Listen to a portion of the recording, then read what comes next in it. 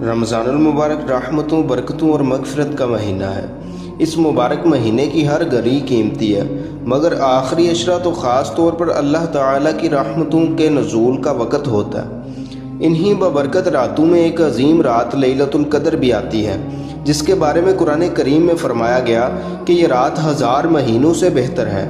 اس لیے مسلمان اس عشرے میں زیادہ سے زیادہ عبادت، دعا اور ذکر الہی میں مشغول رہتے ہیں۔ رمضان المبارک کی 27ویں تاریخ کو ایک نہایت ببرکت عمل بیان کیا گیا ہے۔ جو شخص اس دن کسی بھی وقت تنہائی میں بیٹھ کر سورہ یاسین شریف اس انداز سے پڑھے کہ سورہ یاسین میں جہاں جہاں لفظ مبین آئے وہاں ہر مرتبہ 41 مرتبہ سورہ کوثر پڑھے اور دل میں اپنی کسی حاجت یا ضرورت کا تصور بھی کرے تو انشاءاللہ اللہ تعالی ہر مبین پر ایک حاجت پوری فرما دیتا ہے۔ لیکن یاد رکھیے، اس عمل کو شروع کرنے سے پہلے اول آخر 11 مرتبہ درود پاک پڑھنا نہایت ضروری ہے، کیونکہ درود پاک وہ مبارک عمل ہے جس کے ذریعے دعائیں بارگاہ الہی میں جلد قبول ہوتی ہیں۔ سامعین کرام، قرآن کریم کی تلاوت بذات خود بہت بڑی عبادت ہے، اور جب اسے یقین اور اخلاص اور اللہ تعالیٰ کی رضا کے لیے پڑھا جائے تو اس کی برکتیں انسان کی زندگی بدل دیتی ہیں۔ سورہ یاسین کو قرآن کریم کا دل کہا جاتا ہے، اور سورہ کوثر اللہ تعالیٰ کی عظیم نعمتوں اور عطاؤں کی خبر دیتی ہے۔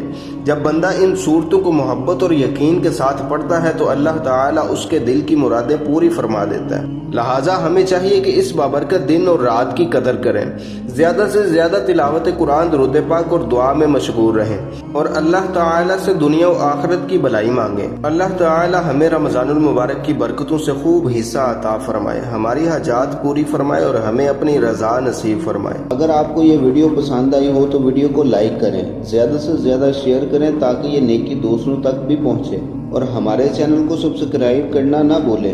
اللہ تعالیٰ آپ کو دین و دنیا کی بھلائیاں عطا فرمائے۔